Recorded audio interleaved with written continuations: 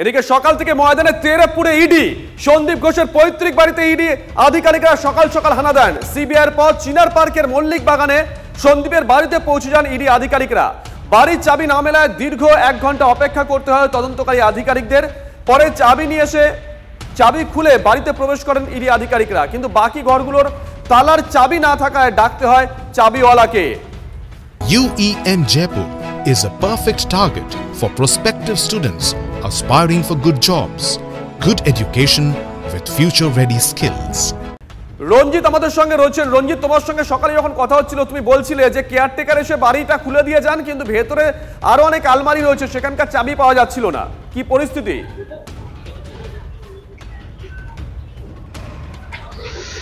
দেখো শুভজিৎ, শুধু আলমারির চাবি নয়, ঘরেরও বেশ কিছু কয়েকটা ঘরেরও কিন্তু চাবি কিন্তু না মেলায়।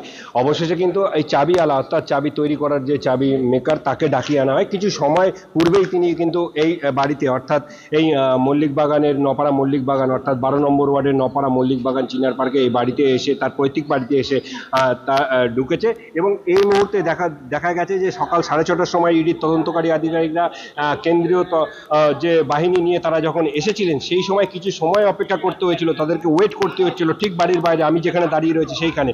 এবং তারপরেই কিন্তু সেই কেয়ারটেকারকে ডাকানো হয়। সেই কেয়ারটেকার এসে কিন্তু এই যে সদর দরজা, এই সদর দরজার গেট কিন্তু খুলে দেয়। এবং পরবর্তী ক্ষেত্রে ভেতরের যে ঘর রয়েছে অর্থাৎ সন্দীপ ঘোষের বাবা যে ভেতরের ঘরগুলো কিন্তু চাবি মারা ছিল। তারপরে কিন্তু সেখান থেকে সন্দীপ ঘোষের শালকের যে স্ত্রী তাকে ডাকিয়ে নিয়ে আসা হয়। তিনিও কিছু সময় পূর্বে তিনিও ভেতরে প্রবেশ করেছেন এবং অবশেষে কিন্তু চাবিওয়ালাকে নিয়ে ভেতরে প্রবেশ করা হয়েছে, চাবি খোলানো হচ্ছে।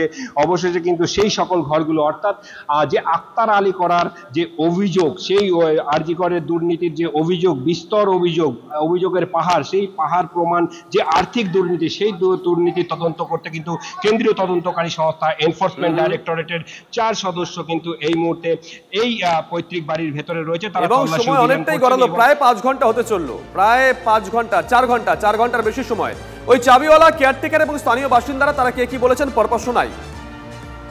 कौन बोला आपको? फोन किया। क्या बोला? बोला आने के लिए आया। कौन फोन किया दादा? वो तो नाम नहीं जानता। अच्छा अच्छा, आपका नाम? टिंकू कुमार। সন্দীপ ঘোষ কখন আসতো? সন্দীপ ঘোষকে আমি বছরে একবার দেখতাম। কেন আমি ওই দুর্গাপুজোর সময় হতো, ঠিক আছে। এবার আমি কাজের মাধ্যমে থাকি, আমি কোনোদিন দেখিনি। ওই বছরে একবার আমি দেখতাম। আর আপনি কেন থাকতেন? ওর বাবা মা যখন বেড়াতে যেত তখন আমি থাকতাম। কেন আপনাকে কেন থাকতে দিত কেন? ওই আমি 5 দিন থাকতাম, তারপরে আমি আর থাকতাম না। তো বাবা মা হঠাৎ করে 1 মাস আগে কোথায় চলে গেল? কোথায় গেছে আমার কিছু বলে যায়নি। বাবা মা চাবি দিয়ে গেছে। আচ্ছা, কোন মাসে? আগস্ট মাসে? হ্যাঁ ওইরকম। কবে আসবে বলেছিল? 1 মাস আমি বাইরে ডাক্তার দেখাতে যাচ্ছি, এই পর্যন্ত আমার কথা হয়েছে।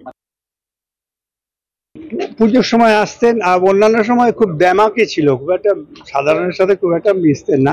ওনার বাবাকে দেখতাম, বাবা আসতেন, আমার বাজার টাজার করতেন, বা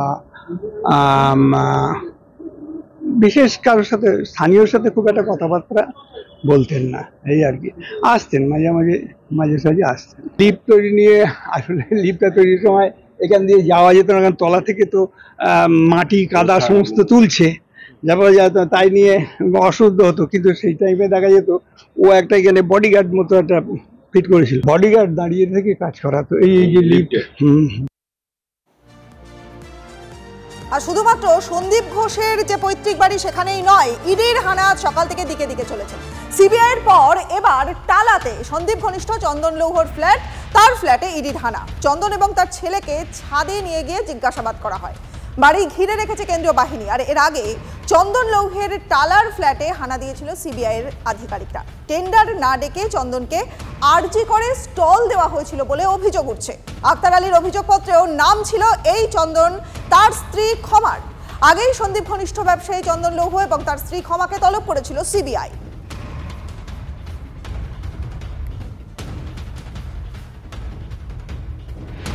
এদিকে কালিন্দিতে অকটেন মেডিকেলের অফিসে ইডির হানা। সূত্রের খবর, সার্জিক্যাল মেশিন সাপ্লাইয়ের কাজ করে এই সংস্থা।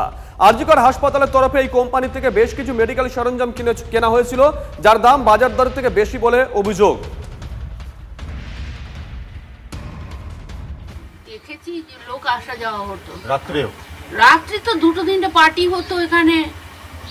হ্যাঁ, ওই জিজ্ঞাসা করুন দাদাকে, 2-3টে, সবাই অশান্তি। এখানে অফিস এলাকার মধ্যে আমরা খুব চেঁচামেচি। আর আমার এখানে তো গাড়িতে 6 লাখ করে রাখতো। ওই যে ওখানে মাঝখানে লাল গাড়িটা আছে, 2-3 রকমের গাড়ি। ওনার গাড়ি মানে ভর্তি গাড়ি। খুব বেশি দিন হয়নি, 2 থেকে 2.5 বছরের মতো এখানে অফিস। অ্যাকচুয়ালি তো এটা রেসিডেন্সিয়াল জায়গা, এখানটা একটা অফিস খুলে দিয়েছে। কিভাবে চলে সেটা কি করে বলবো? ভাড়া দিয়েছিলেন, যার বাড়ি ছিল সেদিন ভাড়া দিয়েছিল, লোকজন থাকতো, সবসময় থাকতো। তো এটা কি যিনি ওনার তারই অফিস না ভাড়া দেওয়া? ভাড়া দেওয়া ছিল। মালিককে? বাড়ির মালিক নিতিন দা বলে একজন আছেন এখানে। উনি ওই পাশে ফ্ল্যাটে থাকে, অন্য ফ্ল্যাটে থাকেন। কত বছর ধরে ভাড়া রয়েছে? বছর 2 তো হবে প্রায়।